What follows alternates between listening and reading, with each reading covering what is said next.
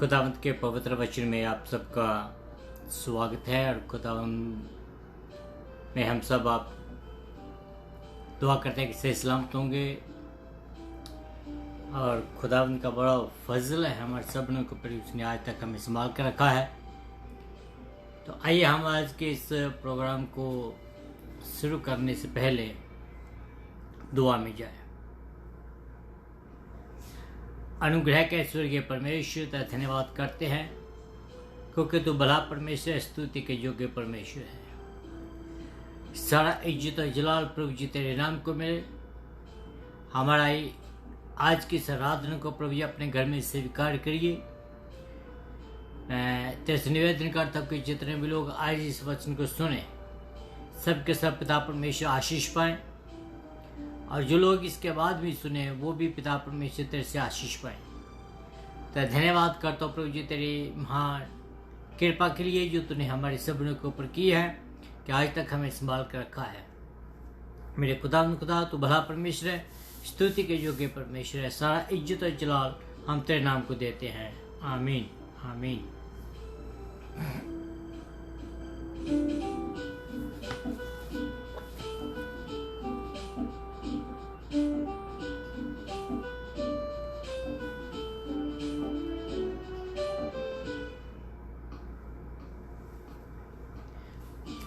रब सचमुच उस दी सुनदा है, रब सचमुच उस दी सुनदा है।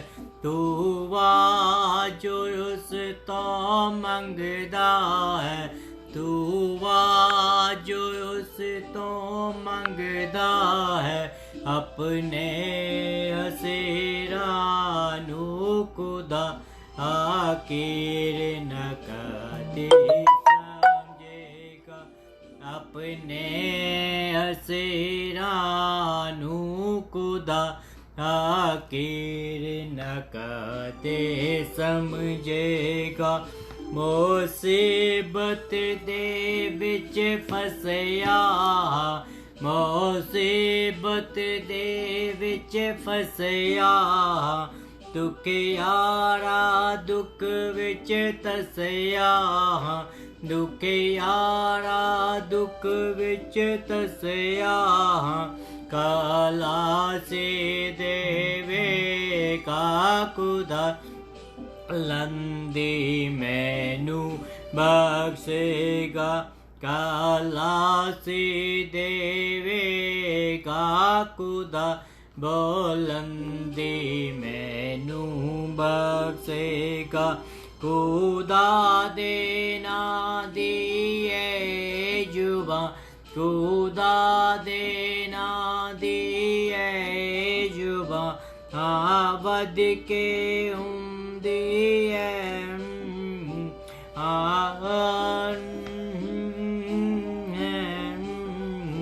शुकराने में मनावांगा।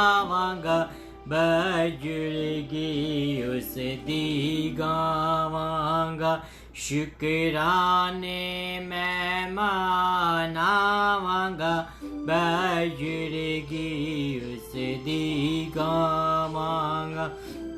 ए बूझे दिल ए वेकनिंगे, ते बूझे दिल ए वेकनिंगे। आँखों वन मारे खुशियाँ दे, खुशी हो वन मारे खुशियाँ दे। जो ढूंढ तेरा जो हवादा, दिल जिंदा होवे ओ नादा। जो ढूंढ तेरा जो हवादा, दिल जिंदा होवे ओ नादा। रब सचमुच उस दी सुनदा है, रब सचमुच उस दी सुनदा है। दुआ जो उस तो मंगदा है। ने असेरा नू खुदा आखिर न कदे समझेगा। Hallelujah hallelujah hallelujah hallelujah hallelujah hallelujah hallelujah. जय यीशु तेरा धन्यवाद, यीशु तेरा धन्यवाद, यीशु तेरा धन्यवाद। पिता परमेश्वर तेरे वचन में लिखा है और प्रभु जी तेरे वचन को जब हमने गाया है कि जब तेरे लोग एक मन होकर तेरे से प्रार्थना करते हैं और तो पिता परमेश्वर उनकी प्रार्थना को सुनता और उनका जवाब देता है। ओ पिता परमेश्वर तो वादों का सच्चा परमेश्वर, तो आदमी नहीं कि जो कहे उसको ना कर पाए। तेरे वचन में ये लिखा है कि तू प्रार्थना को सुनता और उनका जवाब देता है। इस समय पिता परमेश्वर मैं प्रार्थना करता हूँ खास करके इंडिया के लिए। पिता परमेश्वर इंडिया के बीच में जो भी पिता परमेश्वर हालात हैं, उन हालातों के ऊपर हमारे वश की काबू करना हमारे वश की बात नहीं है। वो पिता परमेश्वर तेरी सामर्थ्य हमें चाहिए, तेरा अनुग्रह चाहिए, तेरा पवित्र आत्मा हमें चाहिए कि तेरा पवित्र आत्मा उस देश के ऊपर, देश के लोगों के ऊपर अनुग्रह करे। वो पिता परमेश्वर हर एक देश के एक एक नागरिक को तो अपने हाथों में लीजिए। मेरे अनुग्रह का स्वर्गीय परमेश्वर के साथ साथ मैं प्रार्थना करता हूँ ऑल ओवर द वर्ल्ड जितने भी पिता परमेश्वर संसार में लोग पाए जाते, एक एक को अपने हाथों में ले। इस कोरोना वायरस की जो बीमारी है उसे छुटकारा दीजिए, इसको इस दुनिया से उठा ले पिता परमेश्वर, और अपने लोगों को ठीक कर पिता परमेश्वर, अपने लोगों को शिफा दे मेरे खुदावंद। ओ पिता परमेश्वर इस कायनात को जिसको तूने अपने हाथों में बनाया है, ओ पिता परमेश्वर सुरक्षित रख मेरे खुदावंद। बल्कि फिर भी पिता परमेश्वर मर्जी तेरी पूरी हो, तेरे नाम को जलाल मिले, तेरे नाम को महिमा मिले। और मेरे अनुग्रह कैसे वर्गीय परमेश्वर मैं अपने आप को तेरे हाथों में देता हूँ। मुझे पिता परमेश्वर अपने महिमा के लिए इस्तेमाल करें। एक एक शब्द मेरे मुंह से निकले वो तेरी ओर से और तेरी महिमा के लिए हो। पिता परमेश्वर तो भला परमेश्वर, स्तुति के योग्य परमेश्वर हैं। तो पिता परमेश्वर बिजी स्केड्यूल के बीच में भी पिता परमेश्वर मेरे साथ और मुझे प्रभु जी अवसर दिया कि मैं तेरे हम दूसरा न कर सकूं। पिता परमेश्वर मैं प्रार्थना करता हूँ जितने भी देख रहे हैं, जितने भी देखेंगे, हर एक को और उसके परिवारों को बहुत अधिक बरकत दें। जो भी उनके ऊपर मुसीबत है, परेशान है, चिंता है, किसी भी क्राइसिस में वो क्यों नहीं है, उनको उनसे आजाद कीजिए प्रभु जी। तो बड़ा परमेश्वर है, स्तुति के योग्य परमेश्वर। प्रार्थना यीशु मसीह के नाम से मांगता हूँ, आमीन एंड आमीन। मेरे जीजो, जैसे कि आपको मालूम है कि हम लोग प्रकाश की पोथी जो है उसको स्टडी कर रहे हैं, तो आज फिर हम उसी में ही आगे बढ़ेंगे और परमेश्वर का वचन जो है उसको जब हम पढ़ते हैं तो परमेश्वर जो है हमें ताजगी देता है, परमेश्वर हमें अपनी सामर्थ्य देता है, परमेश्वर हमें अपने प्यार में आगे बढ़ाता है। तो जो आज का जो वचन है जो परमेश्वर ने हमें दिया है, उस वचन को जब हम आगे बढ़ते हैं तो उस वचन से मैं आपको गारंटी देता हूं कि आपको सामर्थ्य मिलेगी, आपको ताजगी मिलेगी। तो आइए हम परमेश्वर के वचन की ओर बढ़े और देखते हैं कि परमेश्वर आपसे कैसे आज बात करने वाला है। जो प्रकाश की पोथी उसका 5 अध्याय है उसको हम पढ़ेंगे।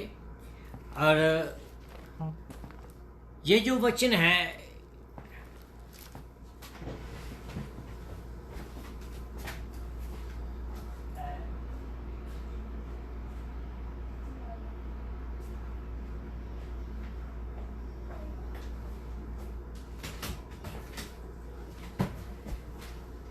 जो वचन आज खुदा ने हमें दिया है और वो मैं आपके सामने पढ़ना चाहता हूँ। और ये जो पूरा वचन है आज हम इसको कवर नहीं कर पाएंगे, लेकिन इसको हम जारी रखेंगे, कल के लिए इसको आगे बढ़ाएंगे। प्रकाश की पोथी उसका 5 अध्याय। जो सिंहासन पर बैठा था, मैंने उसके दाहिने हाथ में एक पुस्तक देखी जो भीतर और बाहर लिखी हुई थी और वह 7 मोहरें लगाकर बंद की गई थी।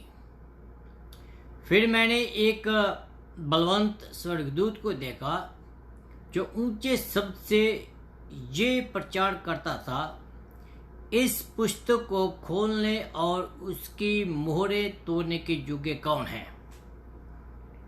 परंतु ना स्वर्ग में, ना पृथ्वी पर, ना पृथ्वी के नीचे कोई उस पुस्तक को खोलने या उस पर दृष्टि डालने के योग्य निकला। तब मैं फूट फूट कर रोने लगा, क्योंकि उस पुस्तक के खोलने या उस पर दृष्टि डालने के योग्य कोई ना मिला। इस पर उन पर्चिनों में से एक ने मुझसे कहा, मत रो, देख, यहूदा के गोत्र का वह सिंह जो दाऊद का मूल उस पुस्तक को खोलने और उसकी 7 मोहरें तोड़ने के लिए जयवंत हुआ है। आमीन। तब मैंने उस सिंहासन और चारों प्राणियों और उन पर्चिनों के बीच में मानो एक वध किया हुआ मेमना खड़ा हुआ देखा। उसके 7 सींग और 7 आंखें दी। जे परमेश्वर की 7 आत्माएं हैं जो सारी पृथ्वी पर भेजी गई हैं। उसने आकर उसके दाहिने हाथ में से जो सिंहासन पर बैठा था वह पुस्तक ले ली। तब उसने पुस्तक ले ली तो वे चारों प्राणियों और 24 प्राचीन उस मेमने के सामने गिर पड़े। उनमें से हर एक के हाथ में वीणा और धूप और जो पवित्र लोगों की प्रार्थनाएं हैं से बड़े हुए कटोरे, सोने के कटोरे थे। वे ये नया गीत गाने लगे, तू इस पुस्तक को लेने और पुस्तक की मोहरें खोलने के योग्य है, क्योंकि तूने वध होकर अपने लहू से हर एक कुल और भाषा और जाति में से परमेश्वर के लिए लोगों को मोल ले लिया है और उन्हें हमारे परमेश्वर के लिए एक राज्य और याजक बनाया है और जो पृथ्वी पर राज्य करते हैं। जब मैंने देखा तो उस सिंहासन और उस प्राचीनों और उस प्राणियों के चारों और बहुत से स्वर्गदूतों का शब्द सुना, जिनकी गिनती लाखों और करोड़ों की थी, और वे ऊंचे शब्द से ये कहते थे, वध किया हुआ मेमना ही सामर्थ और धन्य और ज्ञान, शक्ति और आदर और महिमा और धन्यवाद के योग्य है। फिर मैंने स्वर्ग में और पृथ्वी पर और पृथ्वी के नीचे और समुद्र की सब सूजी हुई वस्तुओं को और सब कुछ जो उनमें है ये कहते हुए सुना, जो सिंहासन पर बैठा है उसका और मेमने का धन्यवाद और आदर और महिमा और राज्य जुगना जुग हो। और चारों प्राणियों ने आमीन कहा और परिचीनों ने गिरकर दंडवत किया। खुदावंद अपने वचन के पढ़े और सुनी जाने पर आशीष दे। आमीन। जैसे मैंने आपको पहले भी बताया था कि हम लोग प्रेरितों की जो किताब है उसके ऊपर मनन कर रहे हैं। सबसे पहले मैं आपको एक बार फिर प्रभु यीशु मसीह के पवित्र नाम में आपको सलाम कहता हूँ, जेम्स की कहता हूँ, गुड मॉर्निंग और गुड इवनिंग कहता हूँ। जैसे आपको मालूम है कि रेवलेशन की जो किताब है उसकी जब हम स्टडी करते हैं उसमें हमें सामर्थ पवित्र आत्मा की ताकत बहुत चाहिए। पिछले वीक में हमने देखा था कि यूहन्ना ने एक दर्शन दिया था और वो दर्शन जो था वो एक आदमी स्वर्ग में जो सिंहासन है उसके बारे में, और उसने उससे बातचीत करते हुए क्या देखा कि सिंहासन जो स्वर्ग में है और उस पर यीशु मसीह है और उन बातों के बारे में जो बात करता है जो होने वाली हैं, जो बीत गई हैं उनके बारे में नहीं, जो होने वाली हैं वो बातें करता है।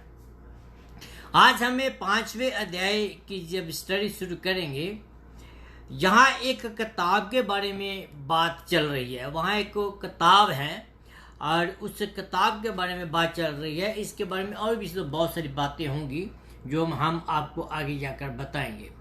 लेकिन ये किताब का मतलब क्या था, ये किताब क्यों थी वहाँ, क्या इसका बात थी इसके बारे में। उसमें अगर आप पुराने नेम की किताब में पढ़ें तो खास करके जो यिर्मयाह की किताब उसका 32 अध्याय, तो उसमें एक बात हमें मिलती है कि अगर किसी ने कोई प्रॉपर्टी खरीदनी है या कोई जायदाद खरीदनी है या कोई संपत्ति खरीदनी है, तो जो बेचने वाला होता है खरीदने वालों को 2 पत्र देता है। एक पत्र जो है वो खुला पत्र देता है, दूसरा जो पत्र होता है उसको ऊपर मोहर लग जाती है। जैसे कि इकरारनामा कहे, जहाँ हम जो रजिस्ट्री जिसको कहें वो कह लें, या किसी भी तरीके की आप कहना चाहते वो कह लें। जो खुली हुई होती है वो पब्लिक के लिए होती है कि पब्लिक के जाने के क्या है, लेकिन जो बंद होती है उसके ऊपर मोहर लगी होती है। और उस मोहर लगी हुई किताब को या लेटर को जिसने वो खरीदी हुई होती है प्रॉपर्टी, उसके बगैर और कोई खोल नहीं सकता है। अगर आपको नहीं तो आप यिर्मयाह की किताब उसका 32 अध्याय पढ़ सकते हैं, उसमें ये सब कुछ लिखा हुआ है। और जब हम उसके बारे में बात करते हैं कि प्रभु यीशु मसीह जो था, जब हम आज की बात करते हैं, और ये एक और बात है कि अगर मैं मान लीजिए कि मैंने कोई प्रॉपर्टी खरीदनी है या अपने बेचनी है, तो अगर मैं अपने आप को वो प्रॉपर्टी नहीं खरीद सकता, तो जो मेरी प्रॉपर्टी है, जो मेरे नज़दीकी का आदमी है, जो मेरे नज़दीकी का रिश्तेदार है, वो पहले खरीदेगा। जस्ट लाइक माय ब्रदर हैं, मेरे ब्रदरों का पहला हक है कि वो खरीदें। फिर अगर मेरे ब्रदर नहीं है तो जो मेरे कज़न हैं, मेरे कज़न जो है वो मेरी प्रॉपर्टी को खरीद सकते हैं। ये बाइबल के मुताबिक मैं बात कर रहा हूँ। अगर कज़न भी इसके लायक नहीं है कि मेरे वो प्रॉपर्टी को खरीदें, तो फिर बाहर का आदमी जो खरीद सकता है। लेकिन प्रभु यीशु मसीह जो है वो हमारा नज़दीकी का रिश्तेदार बना, और उसने जो हमारे ऊपर जो कर्ज आया था, उस कर्ज से जो आदमी के द्वारा कर्ज आया था उसको छुड़ाने के लिए प्रभु यीशु मसीह ही एक ऐसा आदमी या ऐसा खुदा था जो हमें छुड़ा सकता था। ये बात थी पहले उन किताबों के बारे में। और हम अपने मिरास के बारे में बात करें, अगर आप इफिसियों की किताब उसका 1 अध्याय उसके 3 आयत से लेकर 14 आयत तक पढ़ें, तो उसमें बताया गया है कि पौलुस हमें कहता है कि आदमी ने पाप के कारण, आदमी जो आदम था, आदम के पाप के कारण पृथ्वी जो थी, पृथ्वी संबंधी मिरास जो थी वो हम खो गए हैं। ओके, आदम ने गुनाह किया, उस गुनाह के कारण जो मिरास थी वो हम खो गए, और उस मिरास को वापस लाने के लिए कुछ इंतजाम होना था। उस इंतजाम की हम बात करते हैं। और ये जो पृथ्वी पर इस मिरास को खोने के बाद, ओके, जो पृथ्वी पर अधिकार है वो शैतान का है। अगर आप बाइबल पढ़ते हैं, जानते हैं, तो मत्ती की किताब में लिखा है कि शैतान जो है उसने प्रभु यीशु मसीह को भी ये कहा कि अगर तू गिरकर मुझे दंडवत करे तो ये जितनी भी शोहरत है ये सब कुछ मैं तुझे दे दूंगा। मीनिंग ये जिस बात को बताता है कि शैतान जो आदम ने गुनाह किया था उसके द्वारा शैतान का अधिकार इस पृथ्वी पर था, और शैतान के हाथ से पृथ्वी का अधिकार को छुड़ाने के लिए किसी आदमी के वश की बात नहीं थी, किसी राजा के वश की बात नहीं थी, किसी महाजज के वश की बात नहीं थी। लेकिन इस कानून के मुताबिक जो संपत्ति को छुड़ाने के लिए खुद में ताकत ना हो, तो इसलिए हमें नजदीकी का आदमी ढूंढना पड़ता था, जैसे मैंने पहले कहा था। लेकिन प्रभु यीशु मसीह ने अपने लहू के द्वारा जो हमें छुड़ाया है, तो उसने हमें अपने बेटे और बेटियां बनाया है, उसने हमें अपना नजदीकी का कुटुंबी बनाया है, और हमें गुनाहों से छुड़ाने के लिए उससे बढ़कर कोई नजदीकी का आदमी नहीं है। लेकिन मैं आपको एक बात बताऊं, स्पिरिचुअली बात मैं करने वाला हूँ। स्पिरिचुअली जो है, मेरा बाप या मेरी माँ या मेरे भाई या मेरी बहन नजदीकी का नहीं है। वो स्पिरिचुअली सबसे ज्यादा मेरा या मैं नजदीकी का हूं, तो मेरा और खुदा के बीच में का संबंध है। और उसी वजह के कारण प्रभु यीशु मसीह ही एक ऐसी वहद सामर्थ है, ताकत है, जो कि मुझे मेरे गुनाहों से छुड़ा सकती है। तो ये बात थी किताब के बारे में कि उस किताब को खोलने के लिए कौन आगे आ सकता था। ओके, और वहां क्या हुआ कि और ना स्वर्ग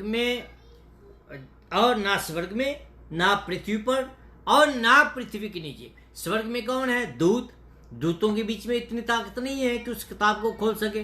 पृथ्वी के ऊपर मनुष्य है, मनुष्यों के बीच में भी इतनी ताकत नहीं है कि वो इस पुस्तक को खोल सके। और पृथ्वी के नीचे जो मृतक है, जो मर चुके हैं, उनके बीच में भी ऐसी ताकत नहीं है जो कि इस पृथ्वी को, इस मोहर को खोल सके। उस पुस्तक को खोलने में और ना उसमें कुछ नजर डालने, ना उसमें कोई दृष्टि डालने के योग्य उसको मिला। इस पुस्तक पृथ्वी के जो हस्तावेश है उसका परिणाम है। इस पर मोहर लगी हुई है।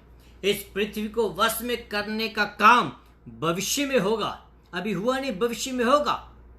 और इस पृथ्वी को प्रभु यीशु मसीह आजाद जरूर करेगा। जो इसको खोलेगा वही इस पूरे संसार पर, आकाश और जमीन पर राज्य करेगा। आपको मालूम होगा कि मैं किसी के बारे में बात कर रहा हूं, वो प्रभु यीशु मसीह है। लेकिन हम देखते हैं कि जब इस पुस्तक को कोई नहीं मिला खोलने के लिए, और यूहन्ना को जब इस बात का पता चला, तो यूहन्ना फूट कर रोने लगा। He was crying. बात यह है कि यूहन्ना रोने क्यों लगा? यूहन्ना इस बात के बारे में रोने लगा कि इस पुस्तक को कोई भी खोल ना सका। अगर इस पुस्तक को कोई खोल भी नहीं सकता तो क्या होगा? जो दुनिया का जो छुटकारा था वो नहीं होना था। और यूहन्ना जो था वो दुनिया के छुटकारे की वजह से वो रो रहा था। और वहाँ लिखा है, हमने जो पढ़ा है, कि उनमें से एक जो परचीन है, उसने यूहन्ना को कहा कि तू रो मत। क्यों? क्योंकि यहूदा के गोत्र का वह सिंह जो दाऊद के मूल का है, उस पुस्तक को खोलने और उनकी सातों मोहरों को खोलने के लिए जयवंत हुआ है। और मैंने उस सिंहासन के चारों प्राणियों और उन परचीनों के बीच में मानो एक वध किया हुआ मेमना देखा। वही इस पुस्तक को खोलने के योग्य था। यूहन्ना को तसल्ली दी जा रही है। My dear friends, let me tell you one thing. I do not know कि आप किस बात के लिए आज रो रहे हैं। हो सकता है कि आप अपने रिश्तेदारों के लिए रो रहे हैं। हो सकता है कि आप ये जो स्थिति पूरे संसार में चल रही है उसके लिए रो रहे हैं। हो सकता है कि आपके वो फैमिली मेंबर इससे अफेक्टेड हैं। हो सकता है कि आप खुद इस बात के लिए अफेक्टेड हैं। इन सब बातों को देखते हुए आप रो रहे हैं। लेकिन मैं आपको ये बताना चाहता हूं कि इन सब बातों के बीच में भी यहूदा का जो शेर है, यहूदा का जो शेर जो वध किया होता, वो इस बात को कहता है कि मैं तेरे आंसू को पोंछूंगा। कहता कि मैं तुम्हें रोने नहीं दूंगा। वो मेमना आज भी हमारी जो जिंदगी की पुस्तक हैं उनको खोलने के योग्य हैं। वो मेमना उस पुस्तक को खोलने के योग्य है।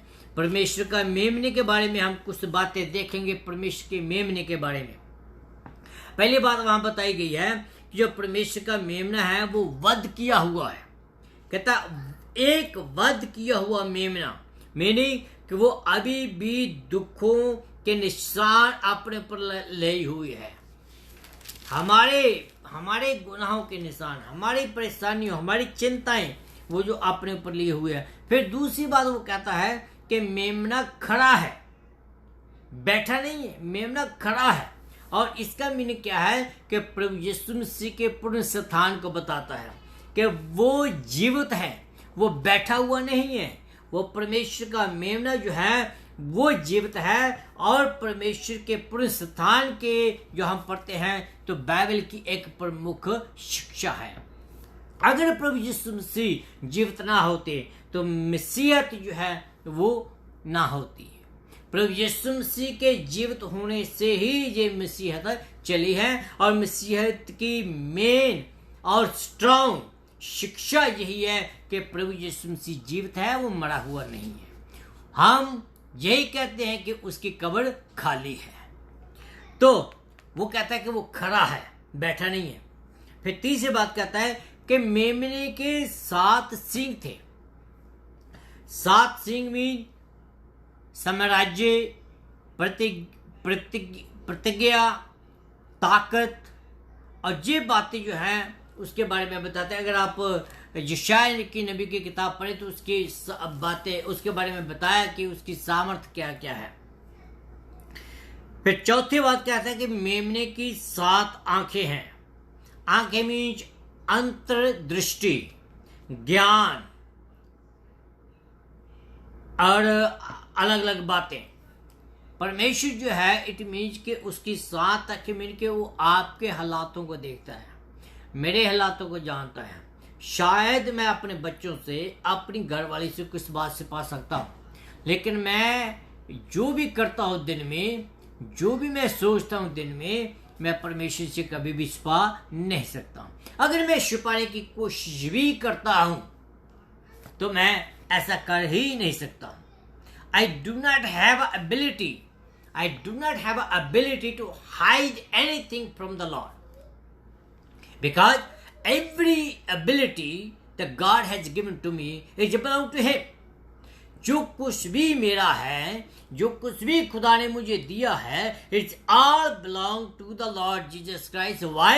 Because He has brought me with His own blood. जब उसने मुझे खरीद लिया है, जब उसने मेरी जान की कीमत दे दी है, means everything I belong to Him. I am a slave to Him. There is nothing that I can do by myself.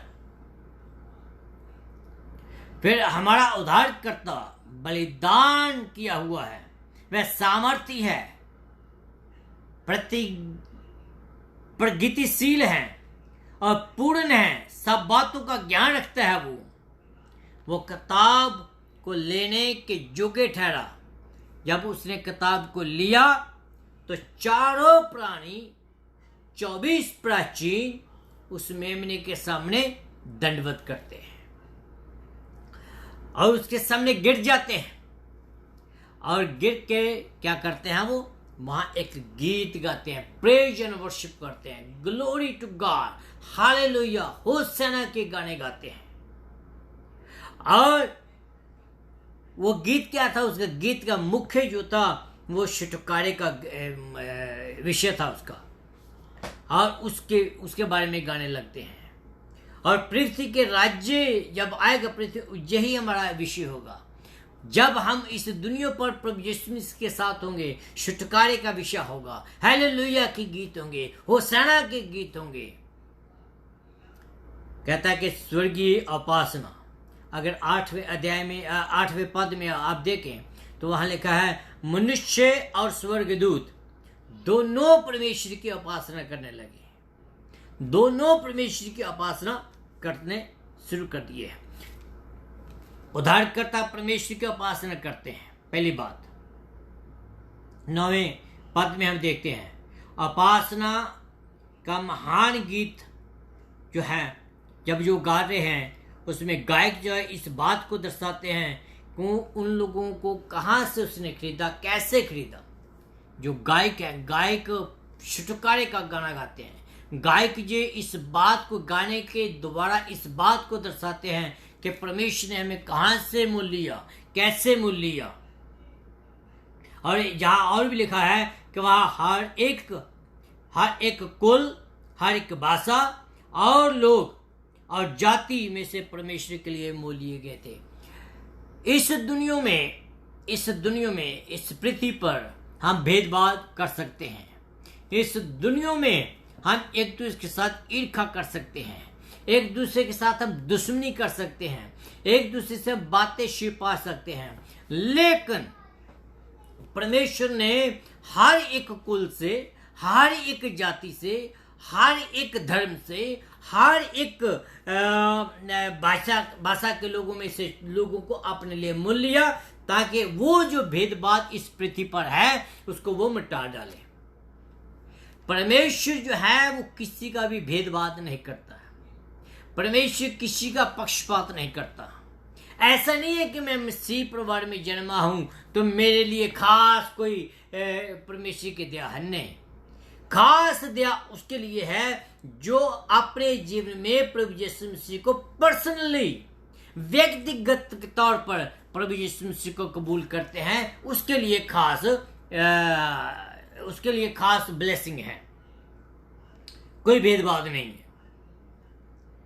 फिर वो कहते हैं कि भविष्यवक्ता के बाद ही वो परमेश्वर की उपासना करते हैं। उपासना करते हुए भविष्यवाणी जो संत पौलुस था, जब वो गा रहा था, कैसे गाता था? नाचता था, टापता था और वो कूदता था। फिर वो क्या करता था? वो डफली बजाता था, बीना बजाता था, सारंगी बजाता था। और जब जो सौल था, जब वो अभी अभिषेक होकर आया था, फिर उसने क्या किया? जब सैमुएल ने उसको बताया कि जब तू अपने गांव के पास जाएगा तुझे भविष्यवक्तों की टोली मिलेगी, वो नबूवतें करते होंगी, और जब तू उनके बीच में मिलेगा तू भी जाकर नबूवतें करनी शुरू कर देगा। और जब वो नबूवतें करने लगा, वो ताली बजाने लगा, वो नबूवतें करने लगा और वो गाने लगा। और इसी रीति से ये जो लोग थे स्वर्ग में, ये भी भविष्यवक्तों की तरह गीत गा रहे थे, नाच रहे थे, खुशियां मना रहे थे। क्यों? क्योंकि उनको ऐसा कोई मिल गया था जो कि उस पुस्तक को खोलने के योग्य ठहरे। फिर वो याजकों की तरह उपासना करते थे।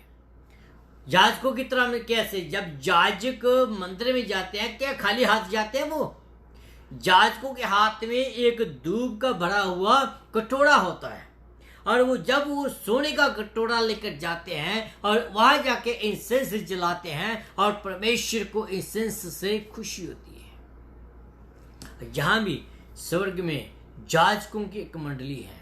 परमेश्वर ने हमें बताया है खुदा के वचन में, प्रेरितों के काम में, कि परमेश्वर ने हमें याजकों की मंडली बनाया है। परमेश्वर ने हमें अलग की हुई एक कुल बनाया है, ताकि हम उसकी उपासना कर सके, उसकी आराधना कर सके। फिर एक और बात, वो राजाओं की तरह परमेश्वर की आराधना करते हैं। राजाओं की तरह परमेश्वर की आराधना करते हैं। परमेश्वर ने आपको एक राजा बनाया है। अगर आप परमेश्वर के चुने हुए हैं, अगर आप इस बात को क्लेम करते हैं कि परमेश्वर ने आपको अपने लहू से छुड़ाया है, तो याजकों की तरह परमेश्वर की आराधना करें। परमेश्वर की आराधना भविष्यवक्तों की तरह करें। परमेश्वर की आराधना राजों की तरह करें। क्यों? क्योंकि परमेश्वर ने आपको अपने लहू से छुड़ाया है। उसके निज प्रजा होने की तरह उसकी उपासना करें। लेकिन ये गीत कैसा था जो गा रहे थे? क्या गीत था वो गीत उद्धार का गीत, आनंद का गीत, साक्षी का गीत, जय का गीत, धन्यवाद का गीत, एकता का गीत, प्रशंसा का गीत, महिमा का गीत। ये गीत वो गा रहे थे क्योंकि ये सब बातें जो थे वो परमेश्वर में थी। परमेश्वर उद्धार करता है, परमेश्वर आनंद है, परमेश्वर अच्छी साक्षी है, परमेश्वर ही जय है, परमेश्वर ही धन्यवाद के योग्य है, परमेश्वर ही एकता का प्रतीक है, परमेश्वर ही प्रशंसा के योग्य है, परमेश्वर ही महिमा के योग्य है। और परमेश्वर जो है, ये गीत परमेश्वर के सामने ये लोग गा रहे थे। फिर दूसरी बात हमें मिलती है, पृथ्वी के सब प्राणी परमेश्वर और मेमने की उपासना करते हैं। जैसे मैंने कहा कि कोई भेदभाव नहीं है। वो क्या करते हैं? परमेश्वर के 7 गुणों की चर्चा करते हैं। परमेश्वर की जो उसके एट्रीब्यूट्स हैं, उस एट्रीब्यूट्स की प्रशंसा करते हैं। और किसी में ऐसे एट्रीब्यूट्स नहीं है, और किसी में ऐसे गुण नहीं है। कौन से गुण? सामर्थ्य, धन, ज्ञान, शक्ति, आदर, महिमा और धन्यवाद के योग्य, ये उसके एट्रीब्यूट हैं। इसलिए उसकी आराधना करते हैं, इसलिए उसकी प्रशंसा करते हैं। आज हमारे गीतों का विषय क्या है? आज हमारे गीतों का विषय क्रूस है। जिस गीत में मसीह नहीं है, जिस गीत में क्रूस का निशान नहीं है, तो वो गीत नहीं है। लेकिन आने वाले युग में भी जो क्रॉस है वो हमारे गीतों का विषय होगा, वही हमारे गीतों का विषय होगा। प्रभु यीशु मसीह के सुसमाचार में हम देखते हैं कि प्रभु यीशु मसीह को 4 उपाधियां दी गई। यह जो हमने पढ़ा है, पहली उपाधि क्या थी? पहली उपाधि कि वो दाऊद की संतान है। दाऊद की संतान होने का मीनिंग क्या है? कि वो कनान देश का वारिस है, वो न्यू यरूशलेम का वारिस है, वो न्यू धरती का वारिस वो है। फिर दूसरी उपाधि उसको दी गई कि वो मनुष्य का पुत्र है, मीनिंग कि वो पूरे संसार का वारिस है, पूरे संसार का वारिस है वो। Why? Because he created everything for himself, for his glory and for his own purpose. फिर हम देखते हैं कि दाऊद के संतान, वह दाऊद के संतान मीन के वो उसके जो सिंहासन का अधिकारी वो है। He is going to be ultimate the kings of king. There is no doubt about it. He is going to be king of king. राजाओं का राजा होगा वो। दाऊद की सिंहासन, दाऊद की संतान इसलिए कहलाता है। फिर आखिर में लिखा है कि परमेश्वर का पुत्र, वो सब बातों का वारिस है। He knows everything. वो सब चीजों के ऊपर कंट्रोल करता है। मेरे जीजो, इस प्रकार जो खोई हुई सारी मिरास को छुड़ाने के लिए सिर्फ और सिर्फ वही कर सकता है जिसका पूरे संसार पर अधिकार है। वो ही इसके योग्य है कि इस मोहर को वो खोल सके। नेक्स्ट वीक टुमारो हम उन मोहरों के बारे में देखेंगे कि वो मोहरें कैसे खुलती हैं, इन मोहरों का क्या मीनिंग है और कौन है जो खोलने वाला है। और आप इन मोहरों के बारे में देखना चाहें तो इससे पहले कि अगर हम अगले अध्याय के बीच में जाएं, जो कि हम कल जाएंगे, इससे पहले कि इन मोहरों की तरफ बढ़ें, तो जो दानियल के 17 हफ्ते दानियल की किताब में लिखे हैं, उन 17 हफ्तों को जानना बहुत ही हमारे लिए जरूरी है और उनका ज्ञान रखना हमारे लिए बहुत जरूरी है। क्योंकि उन 17 जो हफ्ते हैं उनसे ही आगे के जो चैप्टर है वो निर्धारित हैं। किस रीति से जो दानियल था उसको जब ये दर्शन मिला दानियल को, मैं पीछे जब दानियल को बेबीलोन का राजा बंदी बनाकर ले गया था, उस समय वो नौजवान था, बिल्कुल नौजवान।